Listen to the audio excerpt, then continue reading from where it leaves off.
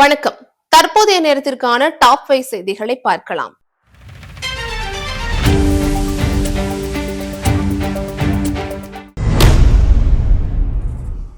உச்சநீதிமன்றம் வழிகாட்டுதலின்படி 2016க்கு முன்பே முல்லைப் பெரியாறு அணையில் 142 அடி வரை நீரை தேக்கி தமிழக அரசு சாதனை படைத்தது.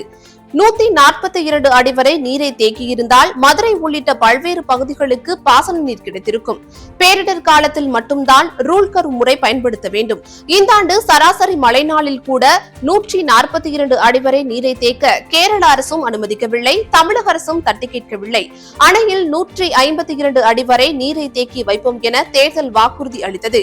இந்த வடகிழக்கு பருவமழை சீசனிலாவது 142 அடி வரை நீரை தேக்கி வைக்குமா தமிழக அரசு என்று கேள்வி எழுந்துள்ளது.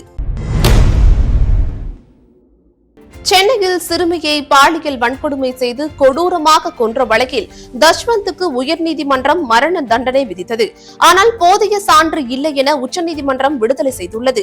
குற்றங்களையும் தடுக்க முடியவில்லை, குற்றவாளிகளுக்கும் தண்டனையை பெற்றுத்தர முடியவில்லை. வழக்கில் முழுவதுமாக தஷ்வந்தை விடுதலை செய்யும் அளவிற்கு காவல்துறை மிக மோசமாக செயல்பட்டுள்ளது. குற்றஞ்சாட்டப்பட்ட தஷ்வந்த் குற்றவாளி இல்லை என்றால் சிறுமியை கொன்றது யார் என மக்கள் மத்தியில் பல சந்தேகங்கள் எழுந்துள்ளது. சென்னை உயர்நீதிமன்ற நுழைவாயில் வெளியே கடந்த 7ஆம் தேதி வழக்கறிஞர் ராஜீவ்காந்தியின் இருசக்கர வாகனம் மீது விசிக தலைவர் திருமாவளவன் கார் மோதியது. இவ்விவகாரத்தில் வழக்கறிஞர் ராஜீவ்காந்தியை விசிகாவை சேர்ந்தவர்கள் தாக்கி காயப்படுத்தினார்கள். இந்த சம்பவத்தை பார்த்துக் கொண்டிருந்த அரசியல் கட்சி தலைவர் சம்பவத்தை கட்டுப்படுத்தாமல் பிரச்சனையை தூண்டும் விதத்தில் செயல்பட்டாரா?